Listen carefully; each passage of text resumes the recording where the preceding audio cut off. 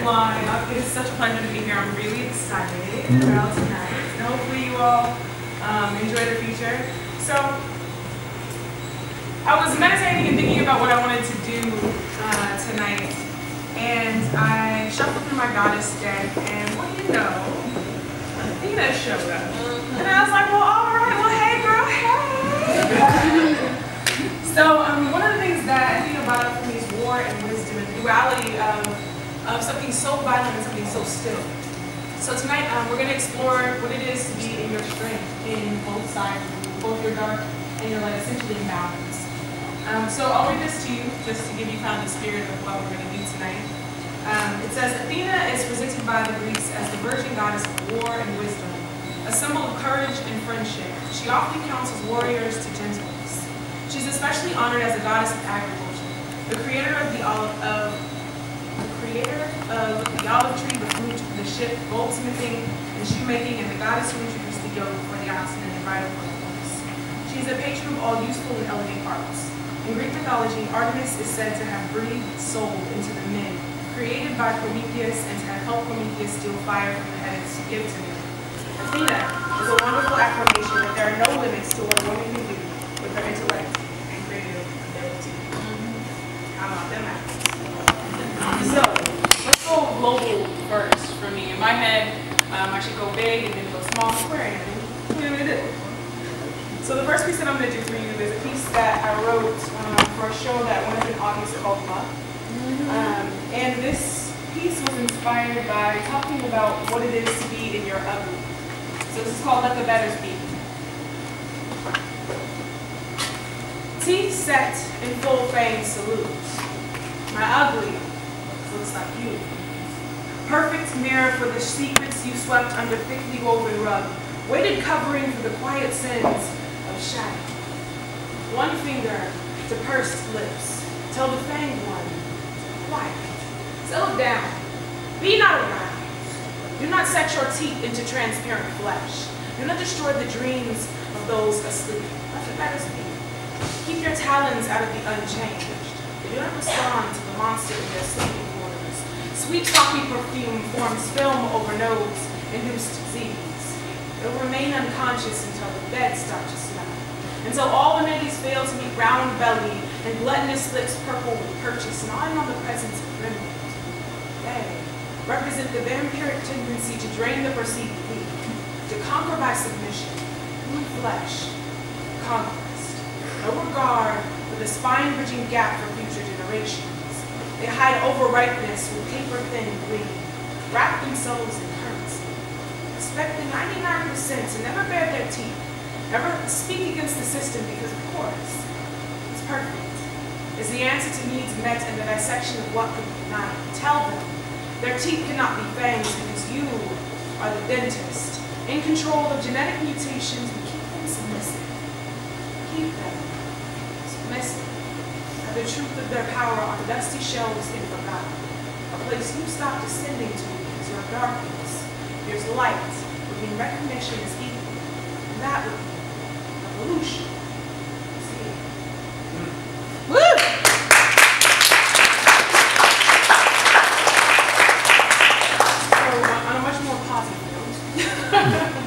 I wrote this piece also for the same show, and it's called The Blip. And it kind of just talks about what it means to rock out with the community, rock out with those who are around you. So that's my...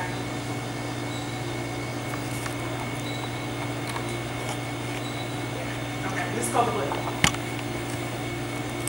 We're but one drop into a pond. Standing on the shore of Lake Washington, I tossed a silver dollar-sized rock into the depths. It sank. I breathed long enough to desire the sunken. Deep dive to uncover depth of character. Sometimes I need to sink. Let my arms fall to the wayside and stop creating current. Ride the ripple. Because one human being can only make so many flailing motions to float. Yield to ocean. No change. I'm but one drop into a pond. And breathe long enough to ride the ripple. The only reason I feel my own impact is because I collide head first into the ripples next to me, hoping that they feel my push. And for once, don't feel alone. Rock into the depth of each wave created by sinking. The extend and curve of energy swelling to surround and implement impact. Current created stop, a halt of progress. Each ripple has reached limit. I call it the down. Last blink of purpose.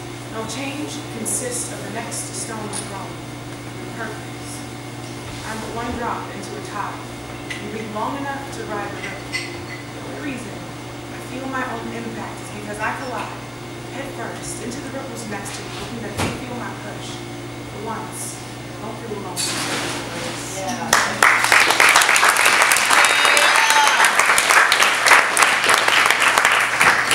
So 2012 was one of those like strange, badass years for me. Like it started off hella rocky, and I was like, fuck this 2012 shit, right? And then all of a sudden, this publisher goes, hey, I want to publish a book. And I was like, what? Let's pull it out here. So this next piece, we're going to move into kind of the duality of the heart. And so this next piece comes from my published collection called Twisted. And it's loosely based on Alice in Wonderland, some of the characters that you find, some of Alice's quirky friends. So this first piece is called Alice's Gazelle. I thought I was done feeling, done cradling the broken body of emotion, stoic, no longer surrendering to the wind, rattling my rib cage from my chest is empty. Heart no longer breathing, heart no longer beating. This is death. Frozen halt before sunlit awakening, if you believe in that kind of thing. But for those ones who no more believe in the sovereignty of love or the magic of its conquering, this is surely death. Slow close to an unforgiven chapter. Death is a change that our bodies have hard time forgiving because we know one day death will be our end. So we lurk in the shadows of promises, hoping love will be enough to resurrect.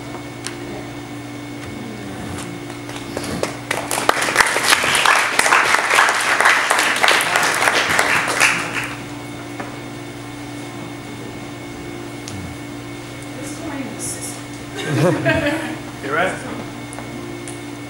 We'll get you one from you though. Hell yeah. Can I have a fine assistant? Fuck yeah, you can have a fine Hell assistant. yeah. Where's like What? knee-high boots and mini skirts? None of that. Swish miss. Alright. This next piece is a newer piece. I wrote it like maybe a week ago. So it's called What Happens After You Meet the Prince. I'm tucked into the quiet of yes and let's do this. Looking at the court I've created, the court she created, the beauty of ascension is the reflection, the humble. Absolutely, I've accomplished this. And the determination to press forward. When you're royalty, you do not stop and think of the limitations like snares barbed and pricked tipped to keep you oppressed. Oppression is a figment of your imagination because you have your power tightly held in your pocket. Do not release your palm unless it is to another reigning authority. Do not stop looking for ways to expand. Take her hands, invite her in, tell her yes, and let's do this. Let's be so wild and sure that we attempt to trust the bloodied hearts of remembered, hurt to healing, opaque green. Thanks.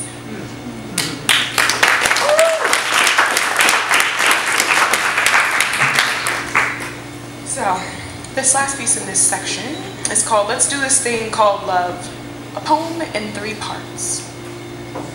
1. Tell her that she is your sky. Listen when she hurls insecurity into the container you all have built. Containers can be intimidating, so wait until she's ready to bend around the edges and fling herself in. 2. Tell her every being has the strength to be loved. Listen when she wonders if her strength feeds the knotted roots of her cynicism. I suppose that all roots are knotted, so who is to say that cynical ones are less important? They grow. 3. Tell her you can tap into heartbeat and predict the skin. Listen when she allows this to happen.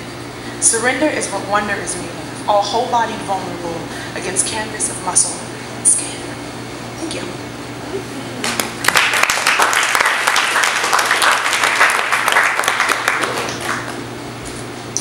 So this is kind of like the introspective. It's the thing that takes us in. So this is the duality of going inside one's head. Well, really my head, because I wrote this. So I'm with my head. It's crazy in there sometimes. Where it goes. This first piece It's called Incubate. I am cracked spine hag witch doctor, long-limbed sorceress, shifting atoms, call forth darkness, invoke the wet, damp cavernous absence. I understand what it is to know light, but it's the void which conjures mystery, allows me to experience the break of root spiral downward and the push of birth above soil. I am the palm up surrender to the fears kept in spring, the quiet sins folded between summer days, and as things change, chaos calls loudly, wilting the weather like skin. My descent is only temporary. Folded seed beneath earth's surface soon splits the snake root pause. Soon, I will decorate both worlds again. One hand on sky, the other gripping earth.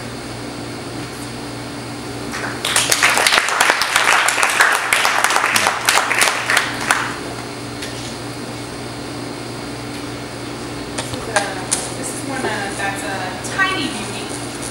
It's called Moon Goddess. Body glove, dream catcher. She is creature-winged ash and talon-beaked owl, draped in gown of crushed moths, all eyes. Night terror with golden eyes and venom dripping from her fangs. She is the one sending suspended hearts into arrest, turns them stone with eyelash gaze, earthing Medusa, commanding time. Okay.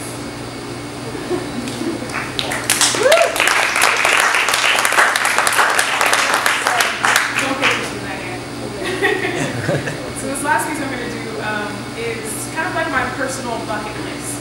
After going introspective for a while and coming to grips with the fact that there's lots of shit I want to do before I die, this is sort of a short version of what I came up with. And so this is called How a Black Girl Cheats Death and Lives to Tell It.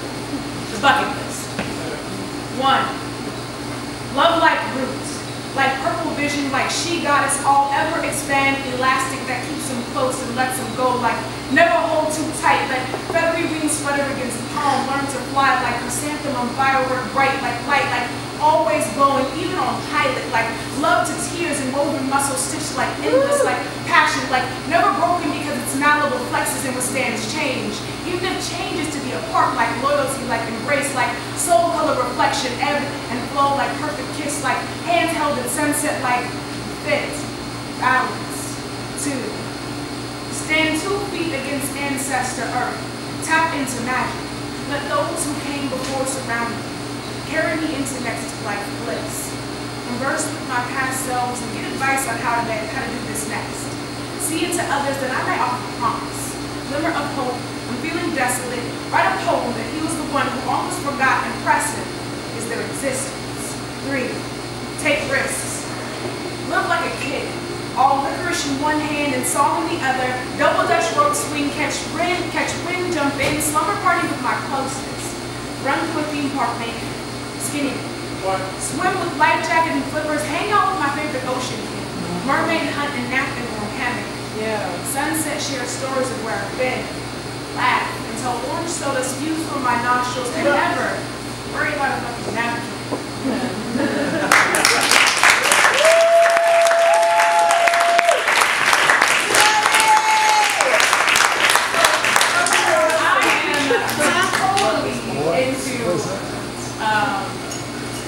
You all getting involved in my art.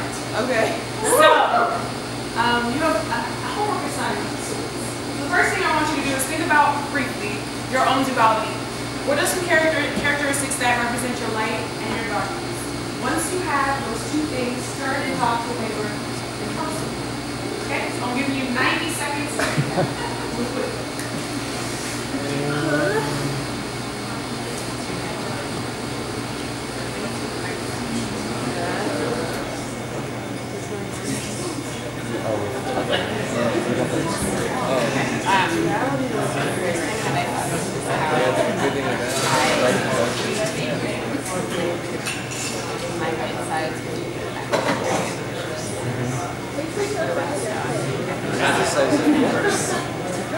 I'm not good.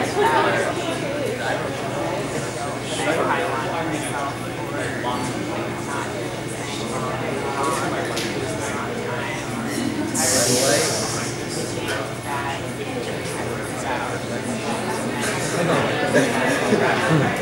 I'm the opposite. I don't think the dark side of myself is being the side that is fulfilled by success and stability, whereas the light side of myself is the side I continue to reach for based on the youthful ambition of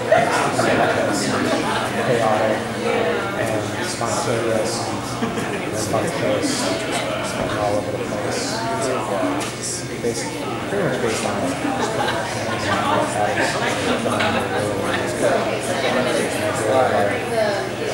sometimes stability and structure the everyday kind of work.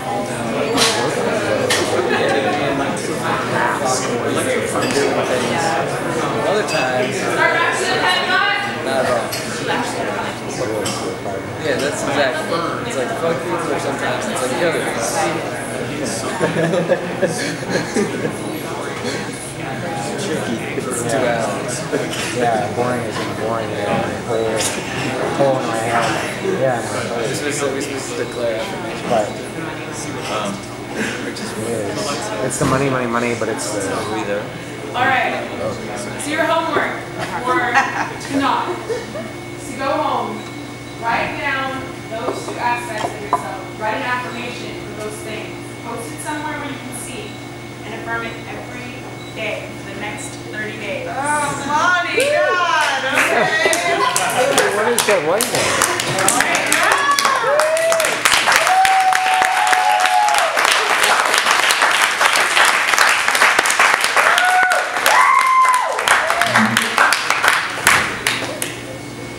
Give me.